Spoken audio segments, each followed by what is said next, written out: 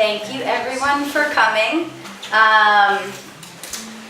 So this is obviously a sensitive topic, so it was like, I'm really excited to do this, and then also it feels pretty intense. So we were able tonight to bring in Joy Dreyer, and Joy is a psychologist, and I'm going to introduce Rhiannon, but give you a quick read on Joy.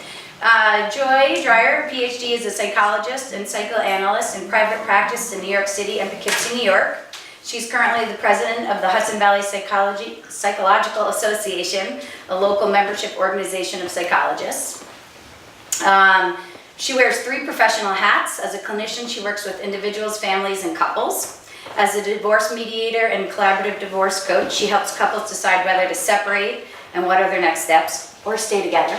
I added that was improv. As an adjunct professor, she continues to supervise graduate students and speaks nationally and internationally. She's worked extensively with families with kids, and so we're delighted to bring her in here tonight to help us actually in the room, because again, it's a sensitive subject. So, our star of the evening in terms of our book is Rhiannon Navin, Rhiannon Navin. And Rhiannon and I are friends outside of the gallery. The long story of that is that her husband Brad and I went to high school together.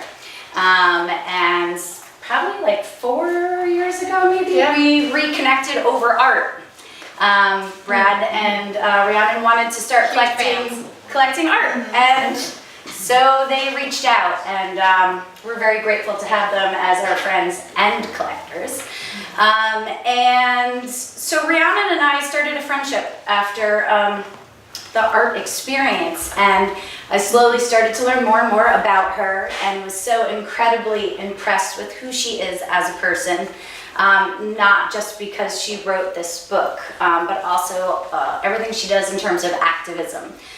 So Rhiannon is a mom of 3, and given everything that's happening now, she was dealing with talking to her children about what was going on, and her kids were the same age as Zach, the boy, the character in the book, and she really processed the experience through writing this book. And it came out last spring. This spring, yeah. Yeah, this past spring. Yeah. Wow, that's amazing. 8 days before the Parkland shooting, I came out. And so a fortunate, unfortunate moment. And it's really gained a lot of national and international attention. And so I feel really honored as her friend to invite her in here tonight to read a bit from the book. And then what I hope is we can all kind of just engage in dialogue. As I've been sharing the event, just talking with people, I'm even just really amazed by people's responses and the things that they share that feel really vulnerable. And having Joy in here tonight will hopefully help keep everything fluid and safe and comfortable. We're also you can't see him, he's behind the camera, but we have Kevin Freeman in here tonight. He's filming the event for New Yorkers Against Gun Violence, and he is going to talk with us for a few minutes as well. I don't know if you want to do that now or towards the end. So anyway, I'll pass it on to you. Thank you so much for the introduction, and it's so nice to meet you. I have to start by apologizing for being late. You have to know that I'm German, so being late gives me a lot of agita. My friend Jackie drove up with me, so she knows, she can confirm. I'm gonna be late, I'm gonna be late. I hated it, I'm sorry that I kept you waiting, it's not what I usually do. The weather got in my way. I am just thrilled to be here. As Melanie said, I'm a huge fan of her and of Ryan and of Ryan's work. I want to keep adding things to our collection, but my husband's kind of put a damper on it. Brad. I'll get your card. I'm gonna put Brad in the headline. But I'm just really thrilled to be here because I think Melanie, Ryan, and I, and probably a lot of you in the room, we share the same kind of passion for being part of our community, giving back to our community, and being active in trying to produce positive change in our community. And that's how we've connected and really stayed friends for a long time. So As Melanie mentioned, I am a mom of 3, and I have currently 8-year-old twins, a boy and a girl, and a 12-year-old boy. And I have never written anything before, only child. I used to be in advertising, but not on the creative side. I was on the account side, the office side, where both clients and creators hate you at the same time. And it took something, I think, that really rattled me down to the core to kind of open up the floodgates. And that's something that happened to me was something personal in my life, but not something exceptional, because I think it happens to just about every parent in America now. And it was when my twins were 5 years old, that was 3 years ago, and they first started kindergarten. And they, just a few weeks in, got to experience their first mandatory lockdown job.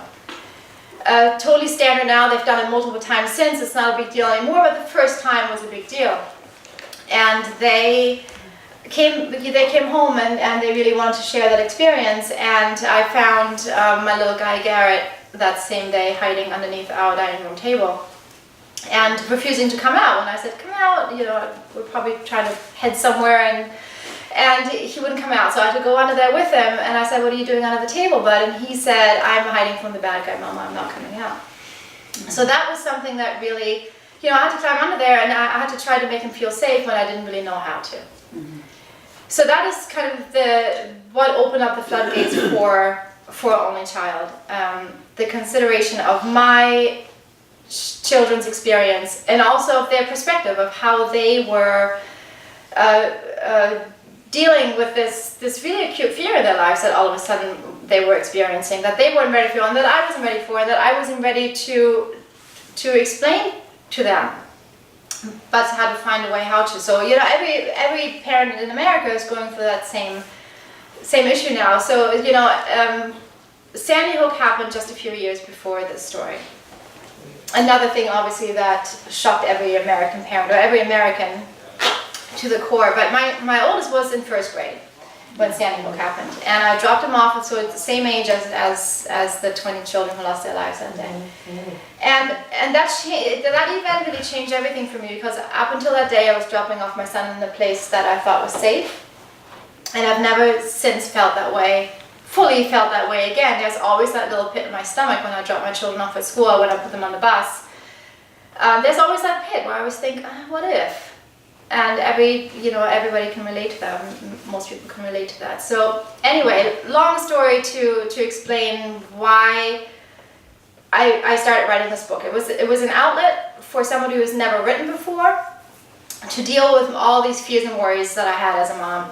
And it started as that. It was never intended to be anything but that, but it turned into something different. It still did all that. It really was very, very helpful for me to write down the story, but it also became a story that I was allowed to share and talk to many people about, which has just been an amazing experience. It's really been an amazing experience.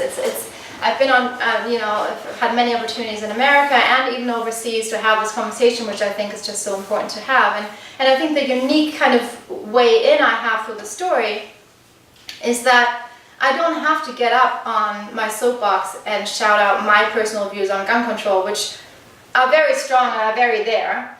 And I don't have to do that, because I have this story that kind of a little bit speaks for itself. And because it is written from a 6-year-old's perspective, it is so innocent that everybody, no matter where you are on the spectrum, feels with this kid.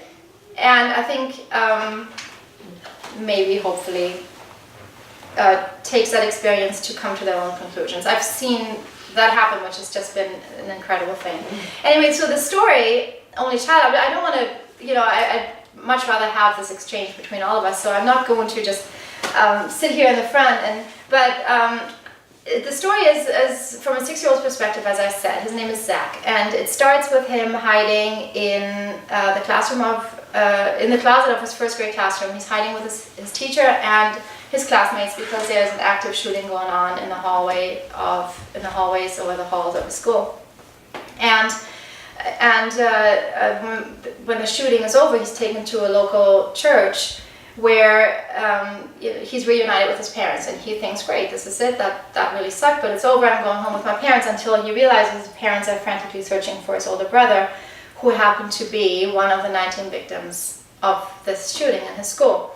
All of this is over by page 10.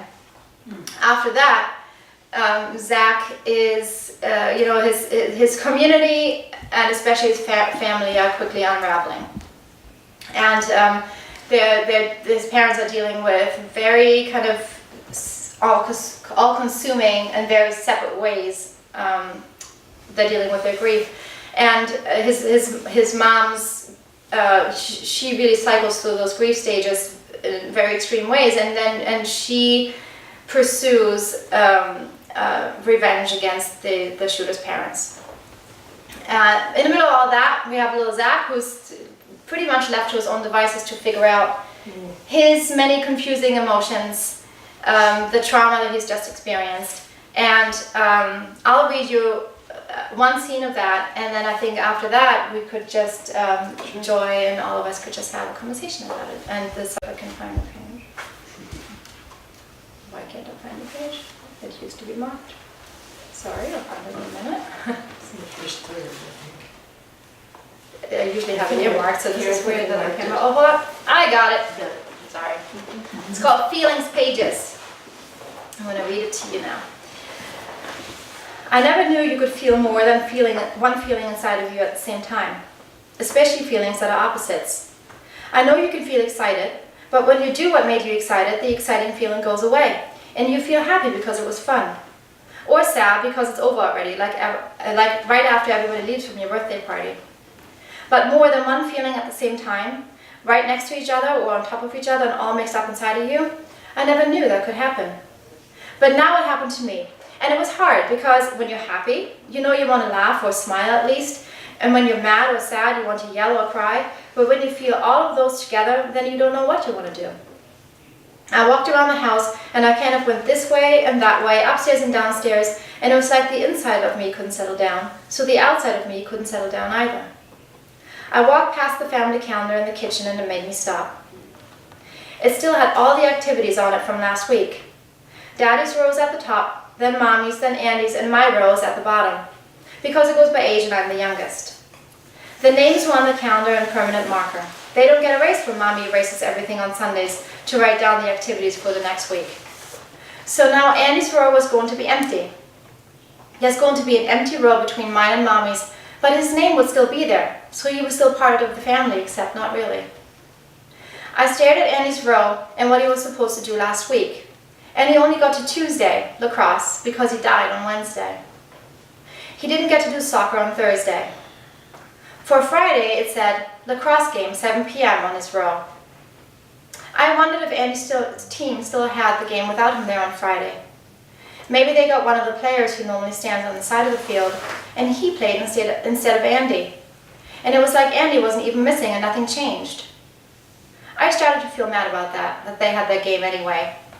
Although Andy plays really good and scores a lot of goals, so maybe they didn't win without him. Today was Tuesday, and on Tuesday I have art. I love art, and I'm a really good artist. I was this close to finishing my portrait of Frida Kahlo, and it was starting to look good, like it was one of her own portraits. Frida Kahlo was a famous artist from Mexico we learned about in school. She painted a lot of colorful pictures of herself, and in them she had really big eyebrows. They meet in the middle, so it's like one long eyebrow, and she has a mustache, but she's a woman. I like to use a lot of different colors too when I paint. I was sad I couldn't go to art today, but I was happy too that there was no school. Sad and happy, see? That's opposites in feelings. Frida Kahlo died a long time ago, and she wasn't old when she died, but she was really sick. I didn't know what type of sick, maybe cancer like Uncle Chip. She painted all the time because of her sickness, and because she was lonely in her life. Painting helped her with her feelings. Right, Ryan? Our art teacher, Mrs. R, told us that. She said art is always about expressing your feelings, and it's a good way to deal with your feelings. Thinking about what Mrs. R said made me decide to do that too. Make art to deal with my feelings. I went upstairs and got out my big bag of paints. I got my painting paper too, and laid it out in my room. Then I sat there for a while, and I didn't know how you make art to deal with your feelings. Maybe paint a picture of myself like Frida Kahlo. I got a cup of water from the kitchen, and Mimi made me promise I wasn't going to make any messes painting, and I wondered if Frida Kahlo had to try not to make any messes when she was painting too. I dipped my paintbrush into red, which is my favorite color, and I moved the brush up and down on the paper. So it wasn't going to be a picture of myself, but something else my hand decided to make, and I didn't know yet what it was going to be. A line up and a line next to it down, and then up and down again like a long zigzag snake. The red started out really red when I still had a lot of paint on the brush, and then it got like thinner when I used up all the paint, and in the end it looked like light pink. The way the snake line looked on the paper made me think about the red juice spill on my face after I peed on the mattress. So red looks like an embarrassed feeling. Maybe I could pick one color for all the opposite feelings that were inside me and paint a lot of pieces of paper with only one feeling color. Red, embarrassed, put that paper over to the side. I thought about what feeling was next. Sad. Sad was everywhere inside our house, especially where Mommy was. Mommy was so sad, and you could feel it when you got close to her. The closer you went to her, the more you could feel the sad feeling. Mommy cried and cried all the time, and mostly she just lay in her bed and she had big red circles around her eyes from all the crying. I looked at all my paint colors. Sad could be gray. Gray like the sky outside and like the rain clouds. I washed my paintbrush in my water glass and no water splashed on the carpet, and I painted gray all over a new piece of paper. Sad piece of paper next to the embarrassed piece of paper. Scared. I was having a lot of scared feelings now all the time. Definitely black. That's how everything looks in the closet at school. Black, almost no light to see the other colors. And everything is black at night when I wake up and think the gunman is coming back, except it's always just a dream. I made a paper black, and all black really did look scary. I had to find a color for mad too. Mad, angry. That's a feeling you have to use your words for, Mommy says, not your hands like for hitting. I'm mad at the gunman, I said. I thought mad, angry had to be green. Green because of the Hulk. The Hulk starts out like a regular person with beige skin, but when he gets mad, he turns green all over, even his face. When the Hulk gets mad, he gets really mad. And he gets bigger all over with muscles, and he gets super strong, and green all over for some reason. So the color green reminds me of mad, angry. And I made a green page and put it next to the other feelings pages. Okay, so far, red, embarrassed, gray, sad, black, scared, green, mad, angry. And what color is for lonely? I thought that lonely had to be like a see-through color. So no color at all, because when you're lonely, it's like you're invisible from other people. But not invisible in a good way, like a superhero, but in a sad way. But the piece of paper is white, so how do you make a see-through color on white paper? Then I had an idea for that. I got out my scissors and I cut out the middle of the paper so there was like a picture frame around a rectangle of see-through nothingness in the middle. Lonely, see-through. I thought I was also feeling happy. I felt happy that I didn't die from the gunman. And I was a little happy because Andy wasn't here anymore to be mean to me. And I could have my secret hideout in Andy's closet now, and he couldn't tell me to get out. In the hideout, I felt good, happy. What color is for happy? Yellow. Yellow like the sun in the sky. A warm yellow sun and the pretty blue sky in the summertime. Not the gray, sad sky we have right now. Red, embarrassed. Gray, sad. Black, scared. Green, mad, angry. Lonely, see-through. Yellow, happy. I waited for my feelings pages to dry, and then I went and got tape from the kitchen and hung them up on the wall inside my hideout. That was a good spot for them. I could lie down on Andy's sleeping bag and look at the feelings. Now they were separated, and that made it easier to think about them. How was my writing?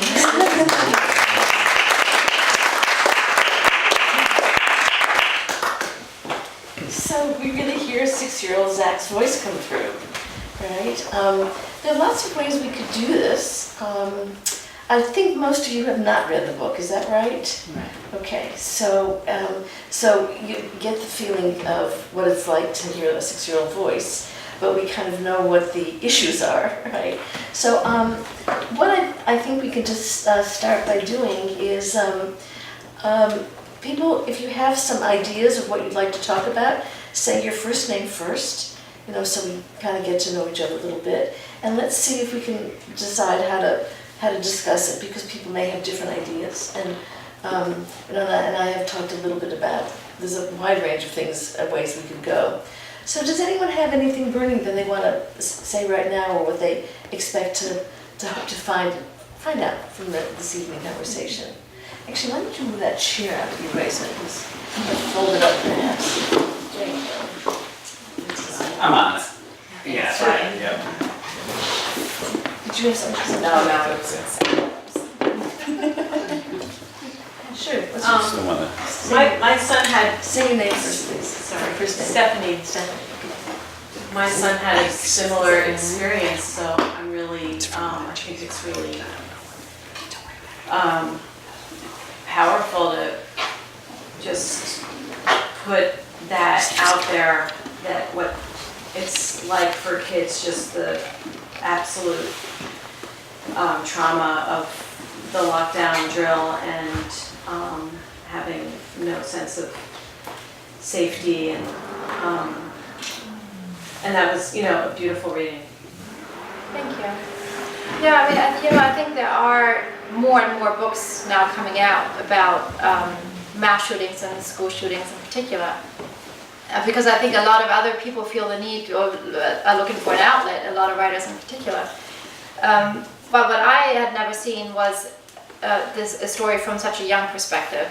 And once I found Garrett, my little one Garrett, hiding underneath our table, I really started to wonder what would it actually look like for a child that age, any of the Sandy Hook kids, to actually have to live through such a traumatizing experience, and how would they navigate everything that comes afterwards. So that's what I tried to explore through this perspective. And like I said, I think it helps people kind of maybe, there's no agenda. This kid doesn't have an agenda.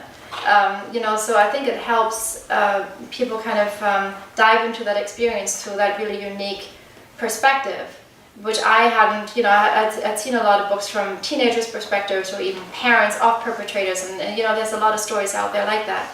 But, I remembered once I started writing this story, I remembered watching the Sandy Hook interviews of the victims' parents. I didn't rewatch them, because first of all, I didn't want to do that to myself a second time. And I also, while I was writing the story, once I realized that this might be a story that other people would read, I was just really terrified that that some of their voices would bleed into mine, and that somehow I could be seen as somebody who tries to take advantage of a really bad thing. But I did remember in the back of my mind, there were some younger siblings in those interviews. I remember, but I never really, I could sympathize with the parents' perspective, because I could only imagine what it would be like to lose my child that way, but I never gave much thought to the experience of the siblings. So I think that's maybe a different perspective that my story offered.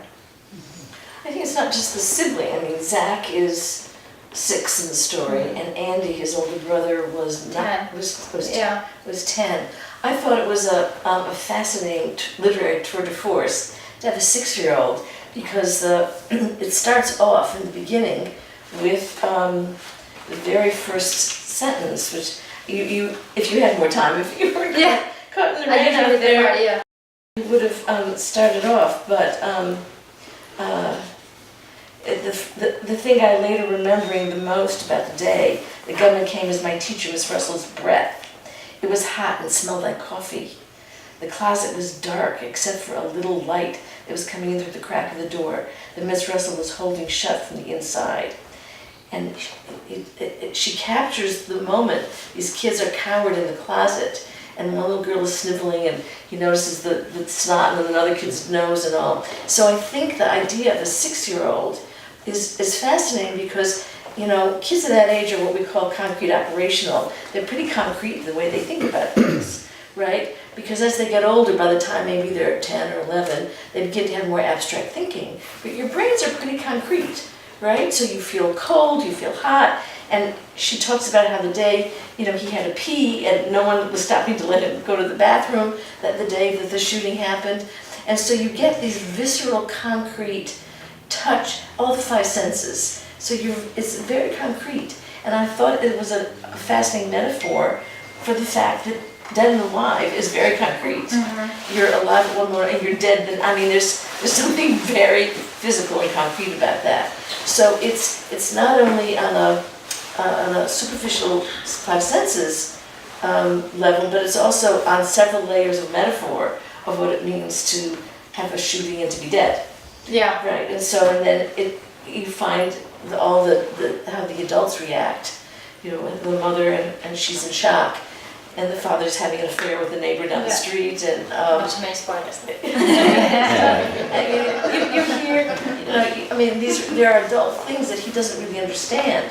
People come to the house, right, the day after, and he calls it a party, because that's what, in his mind, that's what it is. Yeah, and I think the other thing that, that perspective allowed me to do, and I obviously don't have the background that you have, so this was all just instinctual what I wrote. But what that perspective allowed me to do is really explore all of the feelings that he has, because I think that as you get older, at least I know that from my own experience, not every feeling is necessarily valid anymore. Because Andy, his older brother, had behavioral issues. He wasn't a nice kid. He wasn't nice to Zach, his brother. So Zach is open about the fact that he thinks this might not be such a bad thing that my brother is gone. So as an adult, that is not something that you would even allow yourself really to think. He's at the funeral, his brother's funeral, and he's thinking, who are they talking about? That doesn't sound like my brother, because adults have learned to censor themselves, right? Especially if you're talking about somebody who's dead, and especially if the dead person is a kid. You're not talking about, but the kid was actually really kind of nasty to me. You're not, as an adult, you're not allowed to have those kind of feelings. The 6-year-old is allowed to have those kind of feelings, and he's exploring them all, and he gives them all the same kind of attention, which was so interesting to me. I thought it was a terrific tour de force of really expressing Tour all de of force, that. I like that. It definitely was. Does anybody have a question or just something that they want to throw out? You can totally make this a conversation. Yes? Hey, Kevin, I'd just like to say thank you. That was really powerful stuff, and to speak to and especially with the reading that you just gave, this kind of nexus of art and activism, is very crucial to me, whether it's the written word or visual arts or music or what have you. It connects to people in a different way, and that's what I really liked about it, and what you even said. Your activism is your personal beliefs, and you don't have to hit people over the head with that. Yeah. You have a way of drawing them into a narrative, and it becomes clear. Let people decide for themselves and open up their minds a little bit. So that's where it really was effective for me. Yeah, the only really negative review I've received was from John Boyd, who wrote for the Irish Times, author of The Boy in Striped Pajamas, and he basically called me a coward for my story. And he said, this is from someone who lives in Ireland, and he called me a coward because he said I had the opportunity to take a stand on gun control and I didn't take it. I never had a chance to personally respond to him, but I would have liked to, because I would have liked to have told him that I don't think he really understands American society, and specifically the issue of gun control, which is, I think the only more divisive subject I can think of is probably abortion. So, if I like I said earlier, step onto my soapbox and start saying, we should take all the guns and la la la, guess who are the people that I'm not reaching? It's the people that I want to reach, and I think, and that's what you said, art has a great way of doing that, and it's different touch points, I might be able to reach some people through this story. So, if there's a film, you reach a different set of people. But like I said, everybody I think can empathize with a 6-year-old and his experience, who is never once giving thought to, should this guy have had a gun? That never crosses his mind, because that's not how a 6-year-old works. So yeah, John Boyd, Take that if we ever cross paths, and tell you in person. I think you made a very clear statement of what your feelings are about gun control and guns. This entire book is a stand on gun control. Exactly. Of course. He didn't understand it then. Yes, He didn't understand it. and as a citizen, as a, I am extremely active when it comes to, trying to affect change and try to especially elect gun sense politicians, which I think is, the only way that we can get anywhere. So that all that activism is there and all that intention is there, but I have to try to find a way to reach people. How many people have young kids, elementary school kids in the room? 1, 2, okay, other people have older kids then. Yeah. Any teachers? Yeah. Or librarians, or do you go to a bar, or do you go to a synagogue? Do you go to church? I'm sorry. Okay. You go ahead. I think this lady right here. I'm Jan. I was just thinking, like, how much activism it is to tell a story from a 6-year-old point. It stimulated me in lots of ways. I'm a trauma therapist, so I think in those ways. But I know I can remember one of my granddaughters when she was little being trained about fire, and she was feeling really proud when she was telling me that she learned to, drop and roll or something, and how empowering that was to be taught. And what all these young children are going through of hiding in closets, and how disempowering, and how that sets them up to be more traumatized. Because a big piece of resilience after trauma is being able to feel that you had some empowerment during that, or someone who helped you have empowerment. So, it made me really think about the kids today having to practice hiding, and how disempowering that is. Well, I'm going to show you something. This is Atlas. And this is the Pittsburgh school system are training kids, just as Jan is saying, to empower them to make choices. So it's alert, lock down, inform, counter, and evacuate. And they're teaching them these words. And now, at what age? I mean, I had to look at my cheat sheet to remember which one was. But it does give them choices. They're not telling you that it's a step-by-step process. But I think they are trying to empower both the faculty as well as students to make decisions along the way. I think that's probably a great concept on paper. I don't remember my children ever telling me that they felt empowered during any moment when that happened, and that I don't think they were able to make choices. They were told, go here or go here and be quiet and stay out of sight. I think it's what you just said. Kids are exposed to this kind of acute fear that they shouldn't be feeling at their age, and we're also forced as parents to have conversations with them that we weren't ready to have with them. So when Parkland happened, it happened at 2 something in the afternoon, right? My oldest comes off the bus at 3 o'clock. He already knew. So it wasn't my choice whether or not I would have that conversation with him, if I felt like he was ready to handle the information, or how much of it would I share, none of that was my choice anymore, because in this day and age, kids have phones, he already knew. So, thankfully with the little ones, I had a little bit more of an option to not share all the awful details, but I'm forced to have this conversation, and I'm as a parent trying to figure out how do I instill a sense of safety in them that they so desperately need when I don't really know how to do that, when I can't really do that. Because after Parkland, I had a feeling that I wanted my kids to know as much as possible about how to stay safe. So I actually had my 12-year-old try on his backpack, move it to the front, hide behind it. I actually told him, please go tomorrow, because I know you're practicing lockdowns, but think about it in every room that you're in tomorrow. Think about it when you're at gym, think about it when you're in this hallway, think about no matter where you are, I want you to have the conscious thought, where would I go? So that's a conversation I had with actually he was 11 at the time. And I had no choice, I had to have that conversation. It makes me really happy. The lady in the back, behind Kathy? I was just going to make a comment. You asked the question, how many of us have young children? And the thing, so my kids are older now, I have a 25-year-old and a 22-year-old.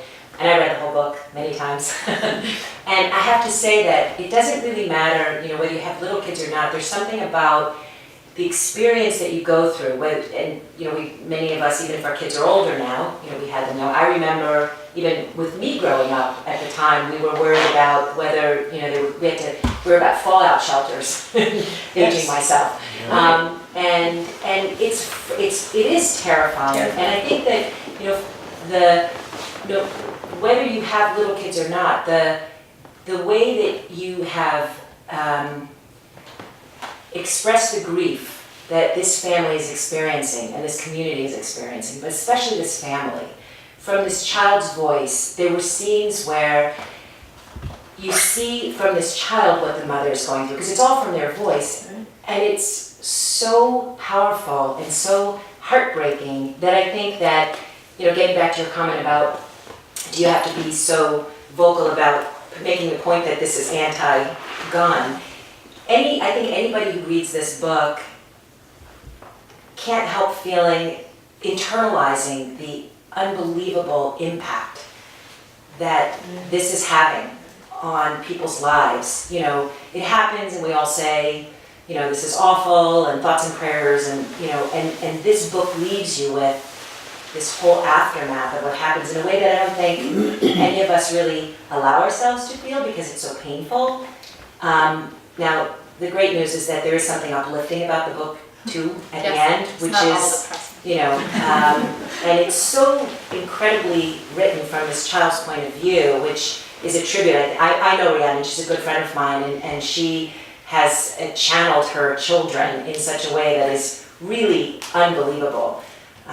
So I do think it changes you and makes you think about things that, sometimes it is hard. How do I deal with this stuff I'm feeling now? Because it's a really just very big problem, as we all know, and it hits home. Yeah, I found myself, when I started reading it a few nights ago, kind of haunted. I couldn't fall asleep. And I ended up feeling so angry when I think about in Australia. You need to have the will. They just turned in all the guns, right? And the murder rate dropped to 0. You right? And it was like, why can't we do that here? You feel so incensed because this is a helpless making thing, especially if you're a child. Yeah. Right? It's hard enough. So I think that when we had 20 first graders die 6 years ago, and we as a nation practically decided that was okay. We're going to keep going on the way we were always going on. When we decided that 20 dead kids were okay, that's when we as a nation just really lost our way, in my opinion. We just, and so many awful things have happened since, but the 20 dead first graders were okay. They were not bad enough that we as a nation decided we were going to make a change. It's a very helpless feeling, and it's a very angry making feeling. I'm 67. I have a brother who's in his 60s. Yeah. I'm a retired psychologist, actually, of Joy's generation. My brother's stepson was in Columbine in the library, and the girl next to him was pulled out from under a table and shot, and he was not. What's interesting is you think about the children. He has a younger brother, half-brother, and stepbrother. And the younger brother has become a gun advocate. Because my only sense is that he needs the feeling of control. The boy who was actually in Columbine, his parents, his mother was a victim of domestic violence in her first marriage, and his experience was total repression. He felt like Columbine was not as bad as living with domestic violence. As a child, that was worse for him than Columbine. My brother, on the other hand, has never recovered, nor did his wife. And every single school shooting, he is re-traumatized. He is re-traumatized. But I have to say, it's really shocked me to see the aftermath with the younger one, because you're writing a story and I haven't read your book. I look forward to that. But the need for control, it takes all kinds of strange shapes. Yeah. And a lot of what fuels the the moving to guns is fear. Yeah. You know? There's also, in psychology, we call it identification with the aggressor. And there are some famous studies, right? Like in the Holocaust, there were some Jews that became the sort of leaders and suppressed and tortured their own fellow Jews because they identified with the Nazi officers. And so you'd rather be the oppressor rather than the victim. And so you can see how that can happen. Yeah, yeah. It's just a complicated thing. Yeah. In the back, what's your name? Charlotte. My cousin's granddaughter was at Newtown with the shootings, but fortunately, her daughter was in a different different grade. But even though they had psychologists and psychiatrists there for the children, of course they had to go into private, help for her. Every time that there's a shooting, my cousin's daughter tells her the kids seem to regress, and they get more frightened, and even though they're having drills, I can't even imagine it. I mean, the biggest thing we had to do was hide under the table because we thought the bombs were going to come, but it was kind of fun because you got out of school and you kind of didn't know what a bomb was in the 3rd grade anyway at my age, you know. Yeah. But this, and I've been at parties with, her granddaughter and everything, and she's kind of lost something, like I don't know what it is. Innocence, I was just going to say that. Innocence is Yeah, her innocence is gone way too gone. soon, yeah. This, and I, every time, and of course, I just talked to my cousin, who is her sister, and I said, how's it going? And she said, slightly better, with the last shootings. But I mean, this is regular. I turn on the television. I can't believe this. Yeah. I simply can't believe that we do nothing, Yeah, and when we talk about gun violence in general, the likelihood of your child being shot in a school shooting is still extremely low. It feels like a very existential threat, because it is, but the likelihood is still very low. But when we talk about gun violence in general, when you just mentioned domestic violence, gun violence is so prevalent in America. I think we've had 60,000, you know the stats better than I do, Kevin, but anyway, way too many gun deaths. And, my book highlights a small percentage of that, but one that feels, more widely maybe applicable to us who don't live in certain neighborhoods where it's a daily occurrence. I always want to mention, though, that the threat for my children we're living in an affluent neighborhood, they're white, they're going to a good school, their likelihood of being gunned down is low. The likelihood of a kid walking down the street in Chicago who is brown, their likelihood of being shot at a young age is much, much higher. And I think those are I don't ever want to lose sight of that. I think the Parkland kids, who have just been my absolute heroes this year, and I think I really credit them a lot with the outcome on Tuesday. I really do. They have done this remarkable thing when they went on the 63 stop tour during the summer, and they did this amazing thing where they used their platform as as predominantly white children who've experienced this still uncommon thing, but they use that platform that they have to connect with already long existing, gun sense groups in every town that they went to.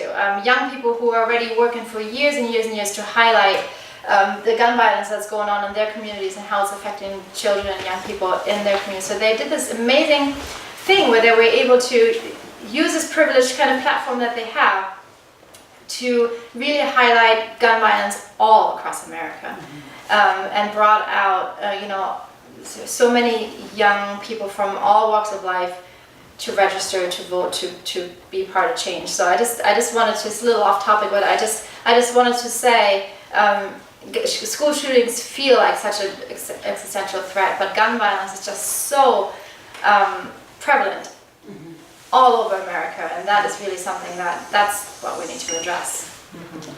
I don't know if people know, I've only read this one place, that the Parkland students had a teacher named Mr. Foster, who was a civics government teacher. And he started, you're nodding, because you know the same story? I've only read it one place, I can't even remember where. But he had several years of kids going through his classes, and he's the one that got them active. And then I heard on NPR, there's another teacher, someplace near, I think, one of your, maybe Merrimack, or one of the schools in Westchester, that has civic classes. So if any of you are teachers or are involved in the school system in any way, I mean, having a class like that, I know they have a civics class here at New Paltz. I was working in Jen Metzger's campaign, and an 18-year-old was running all the volunteers, and another kid it's still in high school, his senior year. It was very active. So I think that we can certainly change things, sort of one brick at a time. Yeah, my amazing state senator, Shelley Mayer, who I helped, I worked very hard for her election. She has this fantastic, one of her campaign promises was to form this youth advisory council. And I was fortunate to attend one of the last meetings. And that is exactly what came up in one of the meetings that the kids said. We don't have civics courses. Right. In high school on a regular basis. We don't learn about, they have government classes, but they don't have civic, they don't know about civic involvement. So Shelley Mayer is on the case, I can confirm that here, because she heard that loud and clear, and she said that's one of the things now that we have a true blue state senate, it's going to be something that will be brought to the floor. So I'm really excited about that, as will many other exciting things. I'd like to mention one thing. My name's Tom Meyer. I'm the director of the Hudson Valley Writing Project. And one of the programs we offered last summer for kids as an experiment was called Rise Up and Write. And it was for 13 to 16-year-olds. And in a week's time, they had a chance to write about issues they cared about and in any genre they wanted to. And then to publish what they wrote and to speak. And we have a website where their work is featured. And it was exciting. It was, we had about 16 kids. And when they took the mics, they talked about all kinds of things. One kid wrote about a letter to Governor Cuomo, against the pipeline, and published how any of us might write a letter like that, and said, I hope you'll look at my letter, and here's how you do it. Another kid wrote about growing up black in the United States with hyperlinks to the things that she's seen about black people being harassed or worse, and the worry that that's not right. On and on. But I guess what I believe strongly is I do agree with you about Parkland, and I think that kids taking the mic. I think we focus a lot on voting, which is important, but I think civic education is really a great opportunity. And I hope one movie that the National Writing Project has suggested that we all think about is called American Creed. And what does it mean just to be an American for whatever reason, and how do we have these kind of engagements? And so anyway, I'm just putting that out there. That sounds interesting. Great I'll program. check it out. Yeah. Yeah. Awesome. Yes, go ahead. Hi, my name's Steve. So I think that what I want to kind of talk about is the numbness, right? So I taught in the New York City public schools from 1990 to 1994. Then I taught in Middletown from 94 until 2000. And I left teaching and worked in the nonprofit world with schools around the country. And circumstances brought me back to teaching last year, right? So on April 19th of 1999, which was one day before Columbine, my daughter was born, right? So there was no, back then there were no, you didn't hide. You didn't worry, you taught, it was what it was. There were deans, so I'll never forget it, last year, when I started teaching at high school in the area, and they did a lockdown drill. And like it totally bugged me out, right? Because like here are all these kids, like I was teaching juniors and seniors, who had been through these things all their lives. You know what I'm saying? Yeah. Like, so they listen to what you've been talking about, from a 6-year-old perspective and stuff. What happens when that 6-year-old turns 18 and has been through these drills every year and it just becomes this routine, right? So like, these kids are doing what they've been doing in school, all right, every year. They're hiding away from the door and the window, right, front of the spot. But there's a bank of windows over here, and there's a courtyard. Yeah. And I'm looking at the bank of windows in the courtyard. And I'm sitting here, I'm literally freaking out. I'm like wondering, what the hell will I do? Like, this is no frame of reference, you know what I'm saying?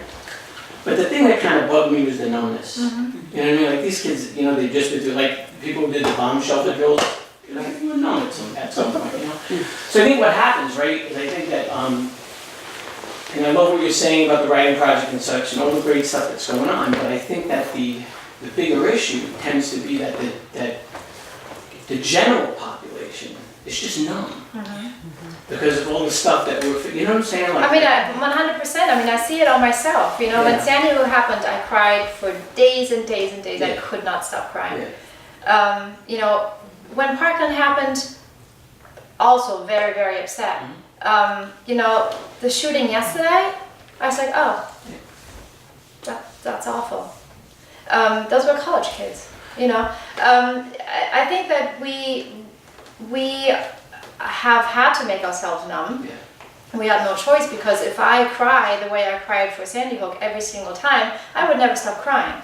Yesterday was mass shooting 312, I think.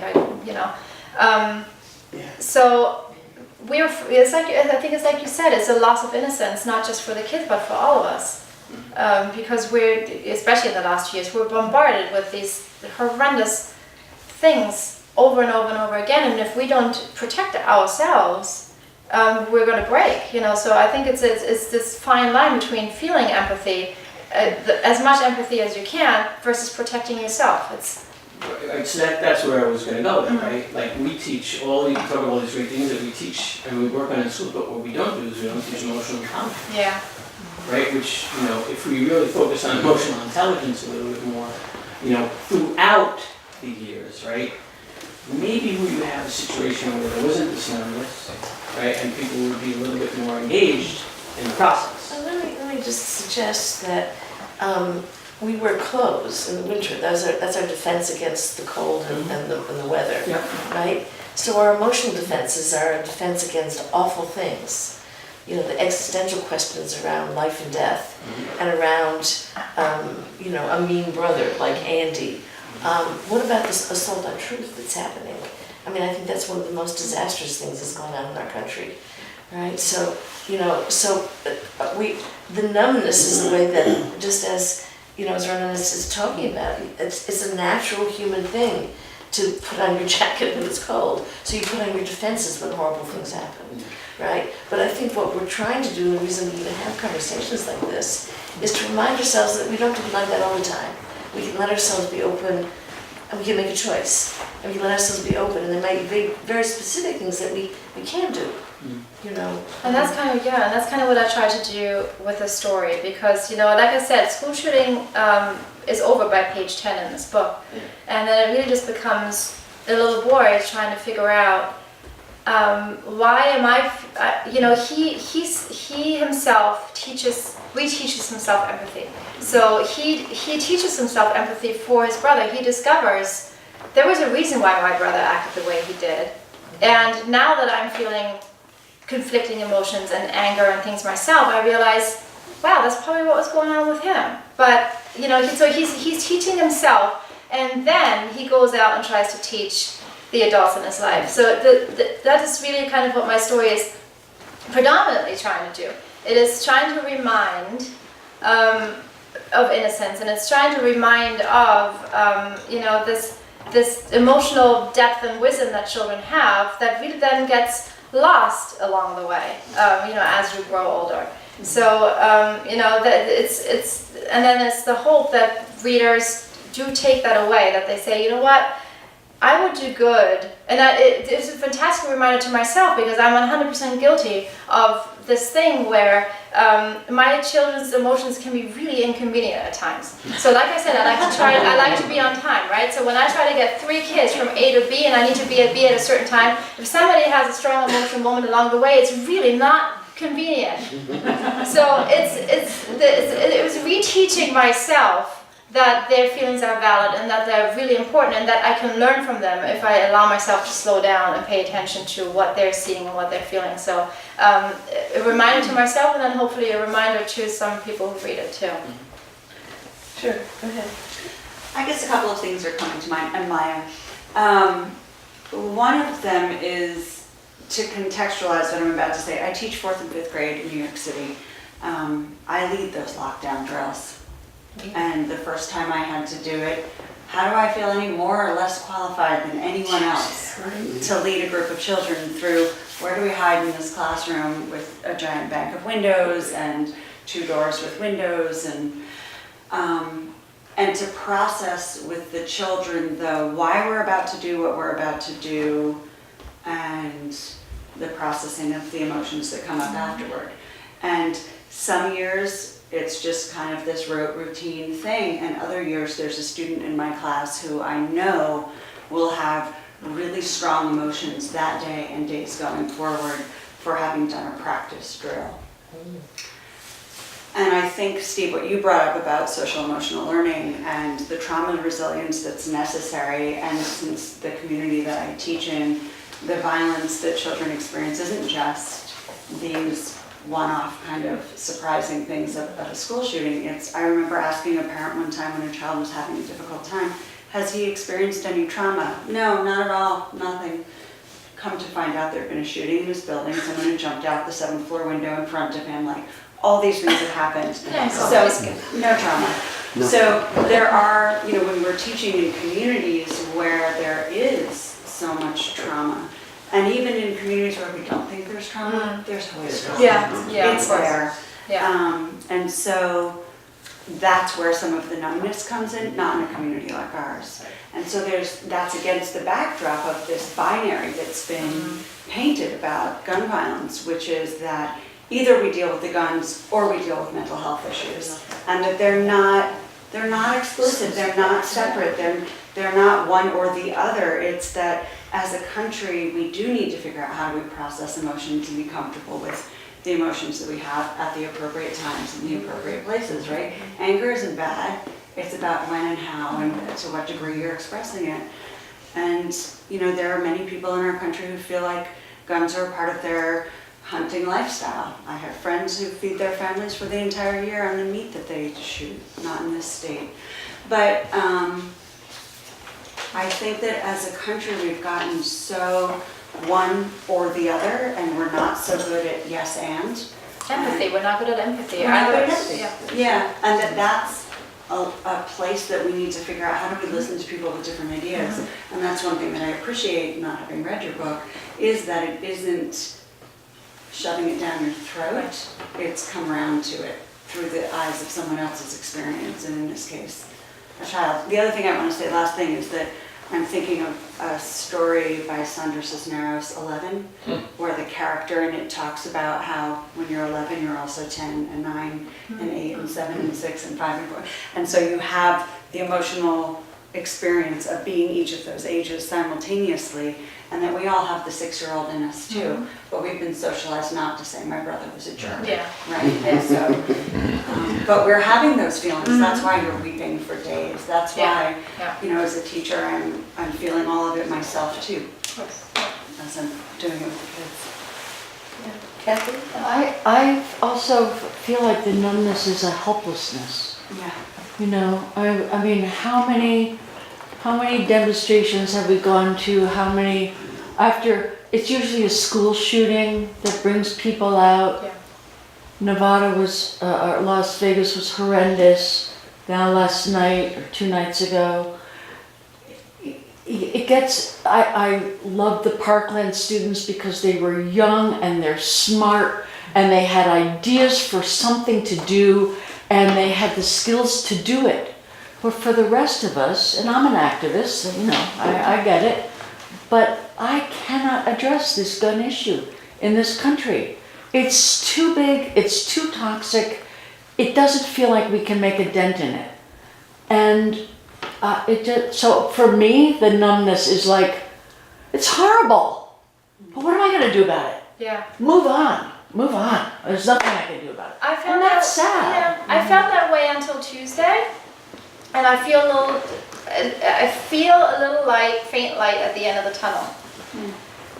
Because in so many different battlegrounds, we've actually seen that the activists had more powers than the lobbies. We really did see that I think for the first time since I've been paying attention anyway, and I haven't been paying attention long enough.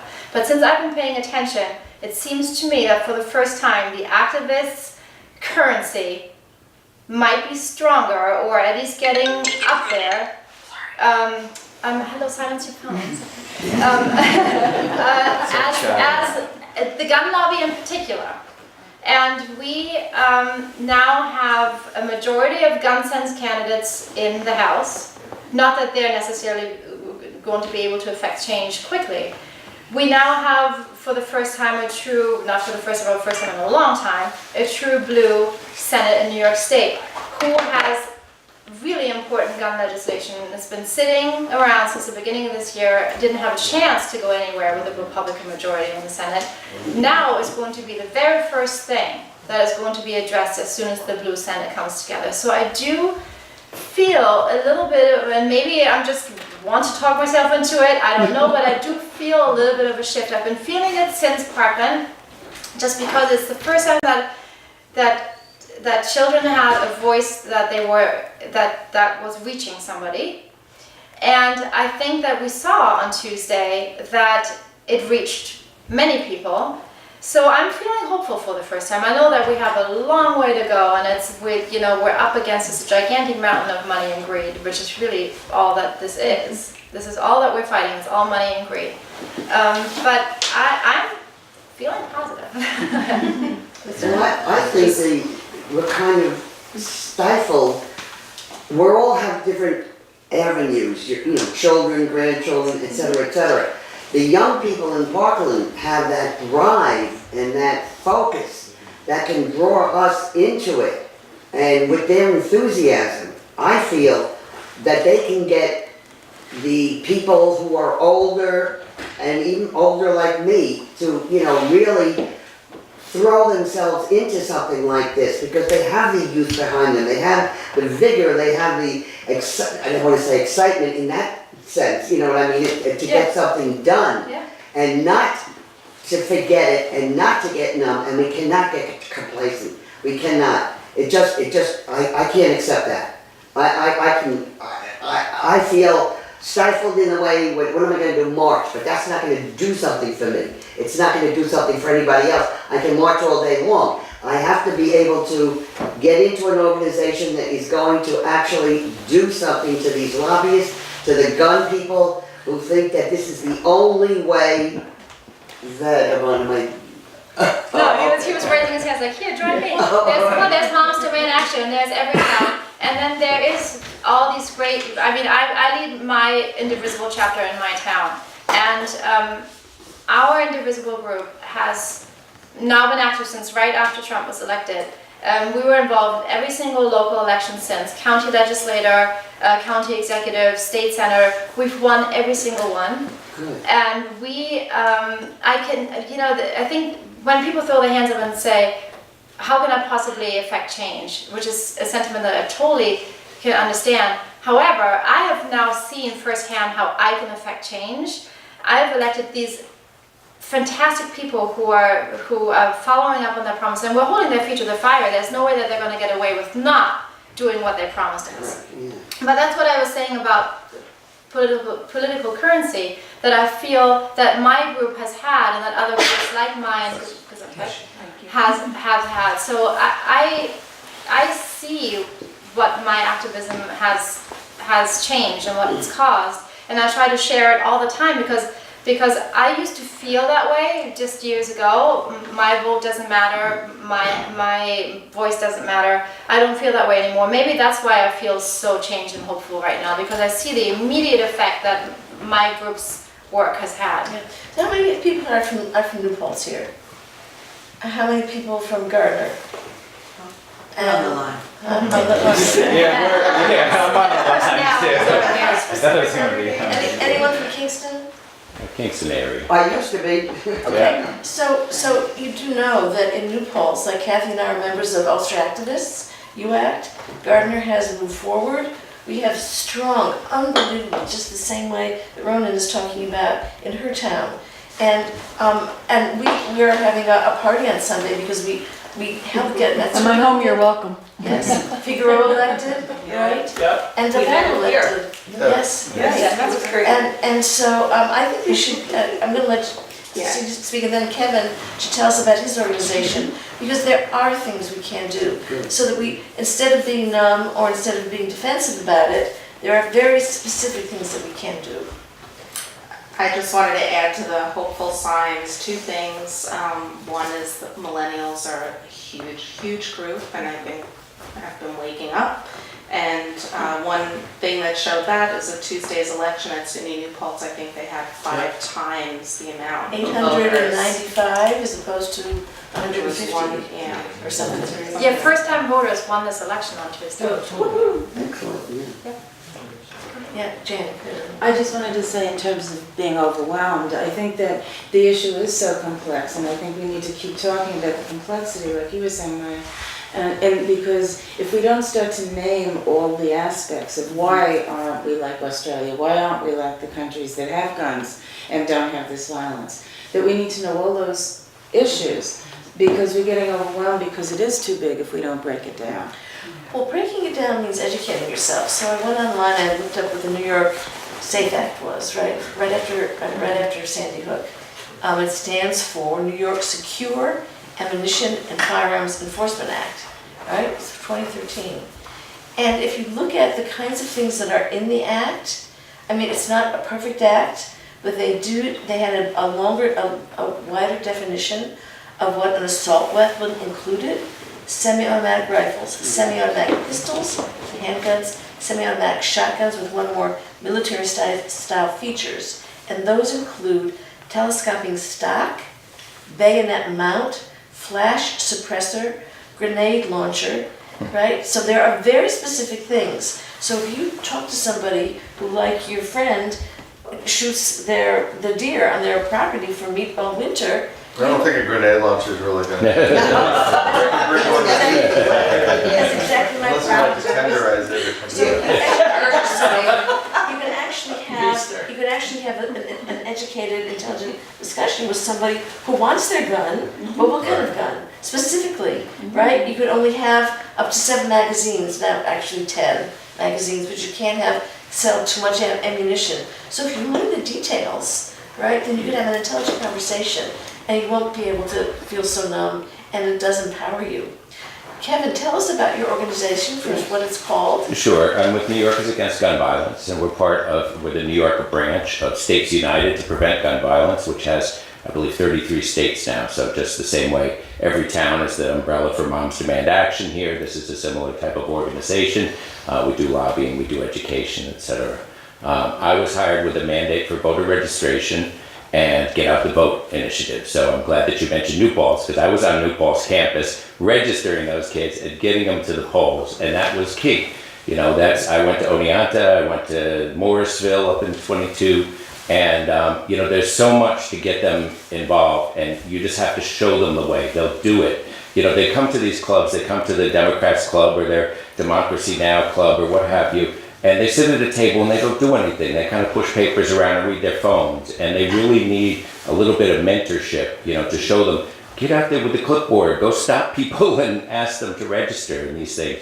And they'll do it, you know, once you've shown them how. So there's a lot of potential on campuses for the first-time voters. I know here in Ulster, there's the Youth Voter Corps, for example, which is run out of Saugerstock, which is Liam and Jasmine are working on that. They take high schoolers and they educate them and to get them involved in all of these things. And activism, as you know, is this ladder of engagement, and you kind of ask people to do something. And so at the bottom end is, go to this website or sign this petition, and the top end is, pay for your own airfare to go get arrested somewhere. And we're kind of You've never done that, most have you? people go in the middle somewhere. But you try to work them up gently, and you don't ask for that big ask right away. You try to get them involved, and we had them sign pledge cards, and we do all these kind of things to do follow up, to keep them in the system, send them reminders by text and postcards and everything like that.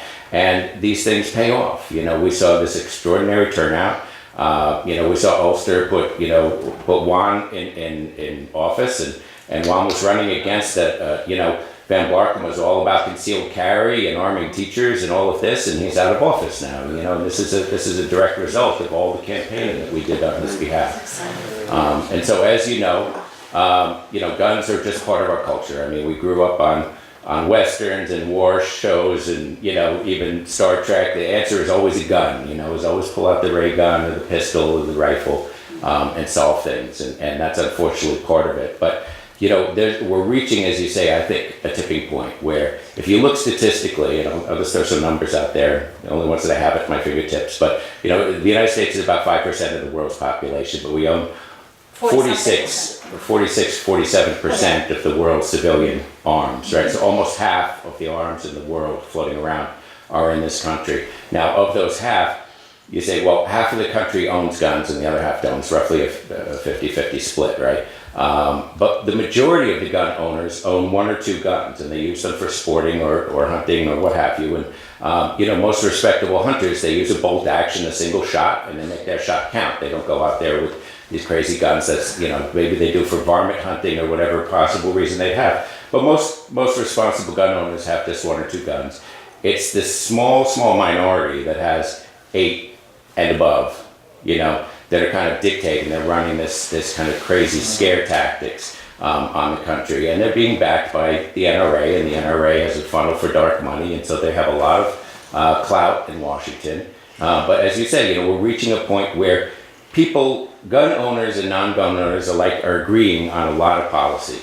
The red flag laws. You say domestic violence. You want to talk about gun violence, it's about 96 people a day die by guns. Well, the majority of those are suicides, because easy access to guns and not enough mental health. So what do we do about that? Well, there are ways to study this, and of course they shut down the CDC in terms of gun studies, but there are ways of studying it, and it will get done. Where you take something like the Hayden matrix or whatever tools that you have to say, look, these are the variables, and when you look at states that have more effective gun control laws, and we tend to say gun safety because gun control makes people freak out, but you say gun safety, when you say those states, you look at those states with better gun safety laws, they have less suicides, they have less gun violence, they have all of those things. And so we have statistics and things to back us up, and we have reached the point where the majority of the people want those kind of gun, they want increased background checks, they want a limit on, all of these things that we just have to get the right people in place, And so it does feel hopeless, but you say, I'm working for them under their nonprofit, nonpartisan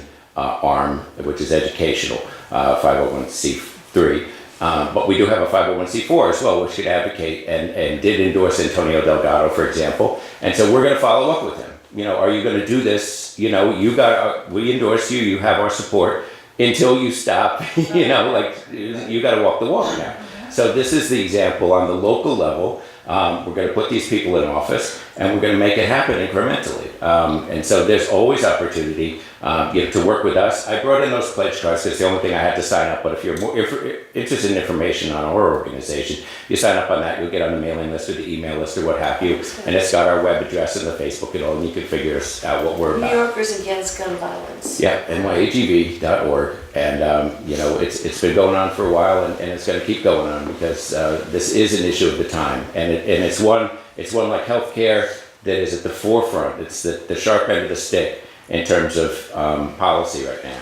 And so we got to get people that are supporting these things, because this is what the majority of the Americans want. As I say, even gun owners are behind a lot of these initiatives, and there's no reason why we can't make them happen. So when we work with Juan and we work with Antonio, we've got those guys, we got their back, and they're gonna, push for what we want. So that's where we stand.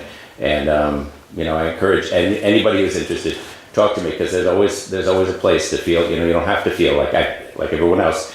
In 2016, I curled into a ball, and then we got up, and then we marched, and we did all these things to make us feel good. But there are definite concrete things.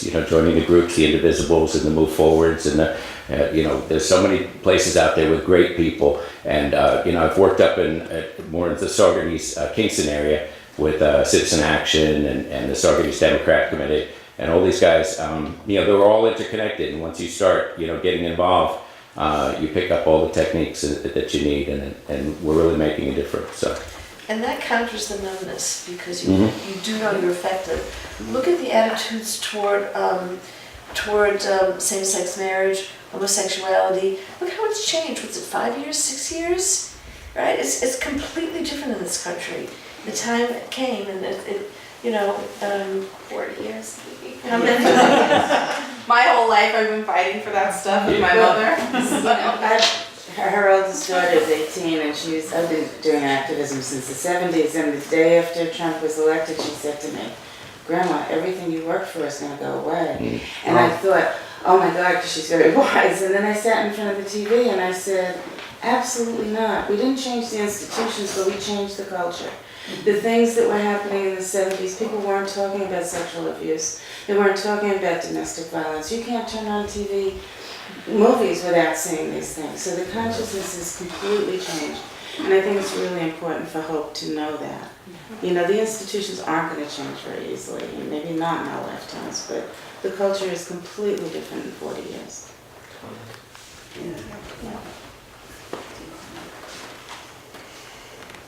Any other questions or comments, criticisms? Thank you for coming. Thank you for having me. Thank you. This was really great, thank you so much. It's focusing the feelings, right? Because we can talk on a feeling level, or we can use our heads, and we sometimes need a combination of both, right? So that you know when to feel angry and upset, that gives you that push, and then you have to have your frontal lobes engaged to be very specific about now what, and now what, and now what. So just like in the book, it shows that there is something that even a 6-year-old can do. Especially a 6-year-old. Yeah, right. Yeah. Right.